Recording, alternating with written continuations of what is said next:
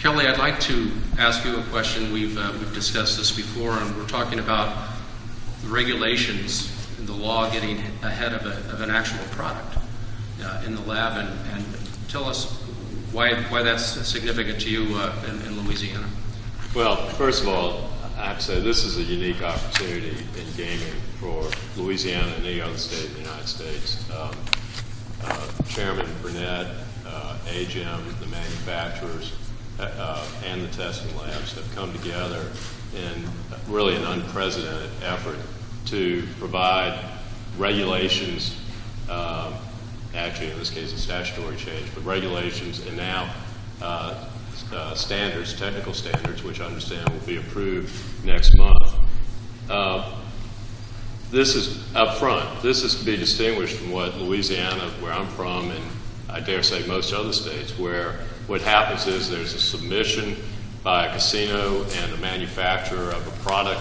That submission requires a tremendous amount of information, of course, about the product so that it can be evaluated, not only as to the product itself, but as to changes may be required for internal controls, changes required for statutes and regulations that the Attorney General's office has to weigh in on.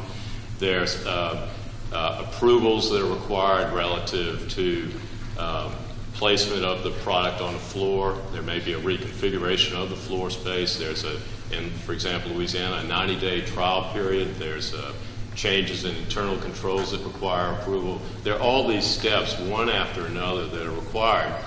And what I see in this instance is really a remarkable opportunity for states like Louisiana and others to get on this up front, not to wait till a product is designed and built by the manufacturer and then brought to the state, but to say, let's look at these regulations, let's look at these technical standards that Nevada has really spent a lot of time on, given great thought to, and let's see if these are ones that we should embrace. And obviously the impact is one of significant costs being avoided, significant delays that can occur when a new product is brought to the fore, where it might take months or even years for it to make it on the floor. And frankly, and I say it's unprecedented because I do think that this is an opportunity for states to do something that makes way too much sense, and that is to have some uniformity of regulations and technical standards in an area that is just so important to, I can tell you, Louisiana and any other state that has become so reliant on gaming revenues.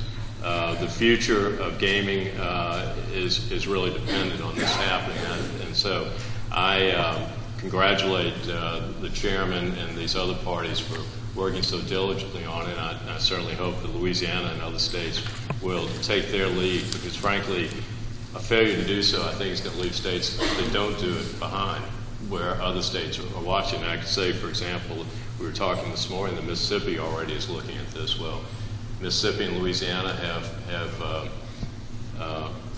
been in a competitive basis from the day that gaming was first authorized in the early 1990s. This is another example where I really hope that Louisiana will take this on the front end and not go to looking at whether the devices or games are acceptable on the back end.